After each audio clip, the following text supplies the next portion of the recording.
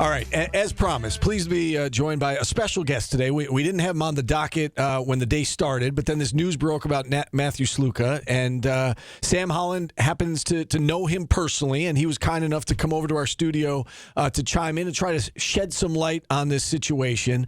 Sam, owner of NoDestination, good friend of the program. We've had him on before.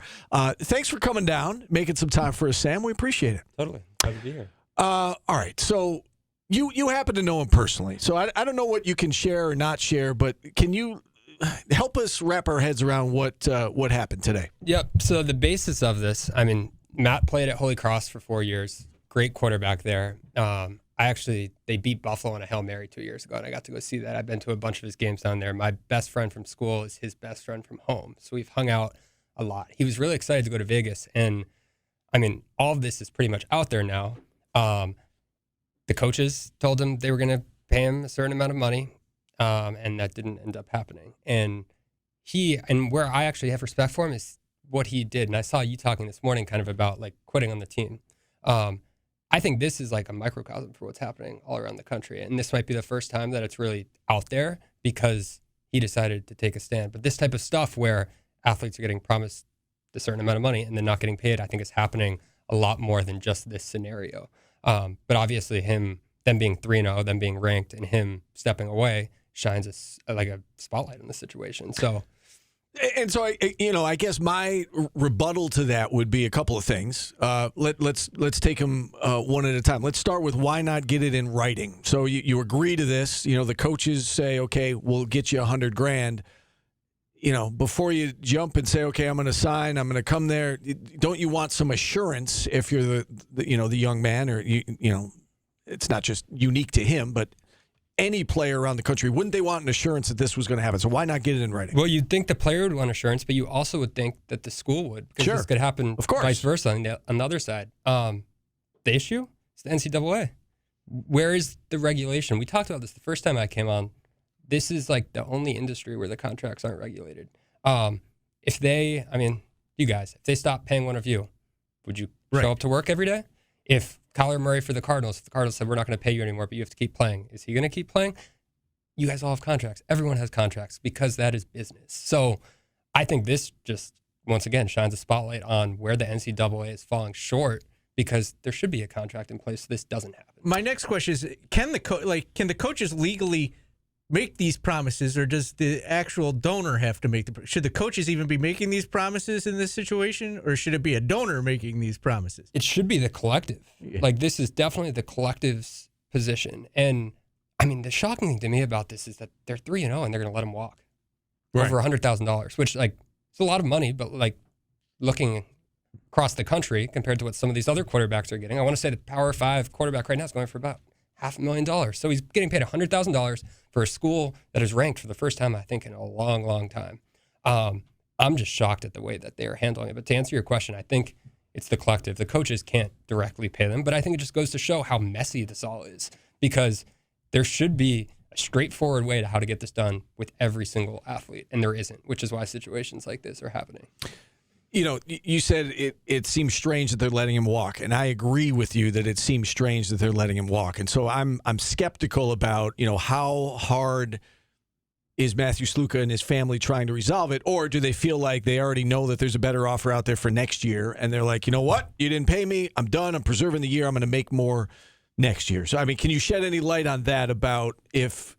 and what I said to Paulie was, I know that he can't play more than 4 games and still redshirt. So why not just sit out a week or two and say, listen, I'm not going to play. Let's figure this out. And then, cooler heads prevail and they figure out a way to give him the money.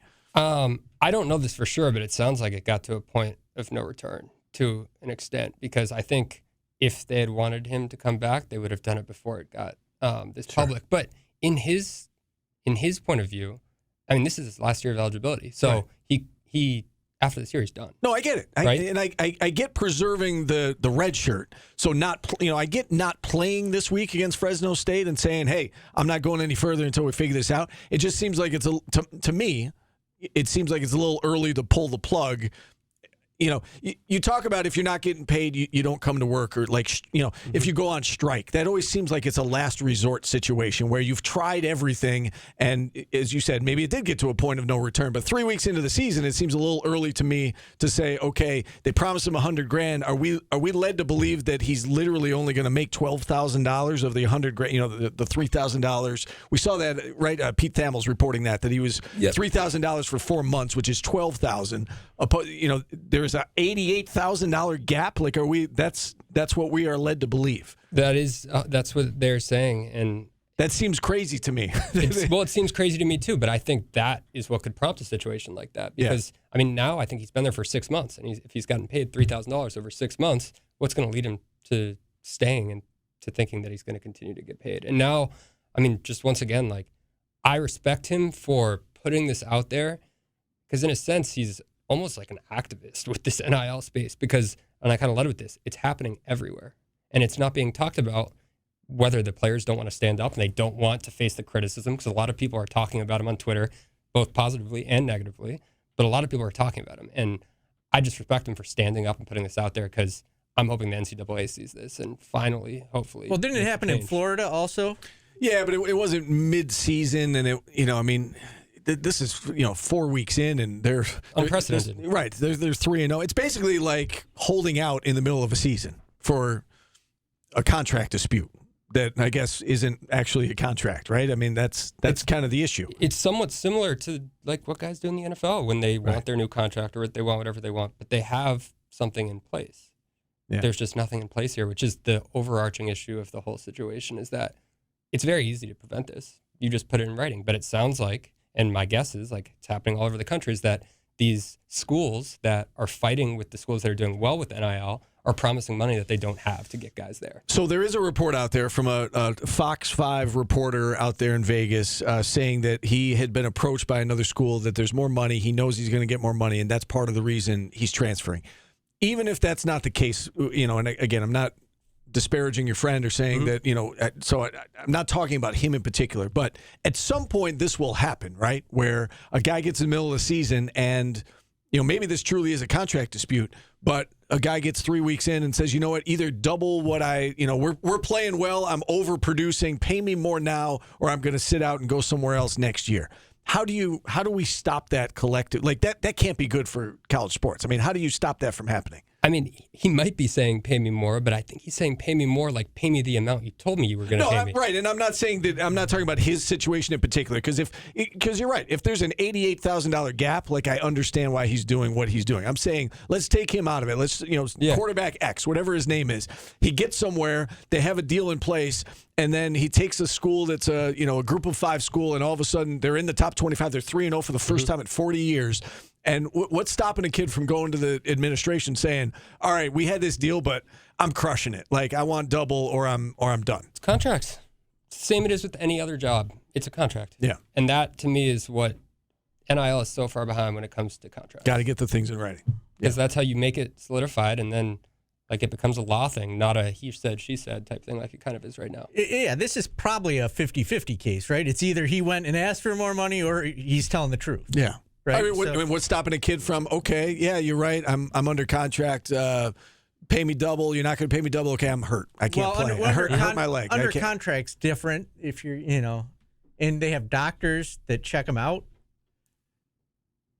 I don't know, it's a mess, and I don't feel good about this whole thing. Like, here's what I'll say, because I think the collateral, what is going to come from this, is going to be crazy. I was reading, I was on Twitter before, reading on Darren Heitner's page, who's one of the leading NIL lawyers in the country, and he was writing about how apparently this agent might not be licensed in Nevada, which I don't think agent licenses have been super enforceable, because once again, nothing really has been by the NCAA. I do know that I believe one of the guys that sits on the board for the UNLV collective is also the Secretary of State for Las Vegas. So there could be something there, just because this has gotten so publicized. I imagine they don't love all of the attention going to the school right now. Do you think this is going to start? Do you think we'll see more of this year, or do you think this is a one-off?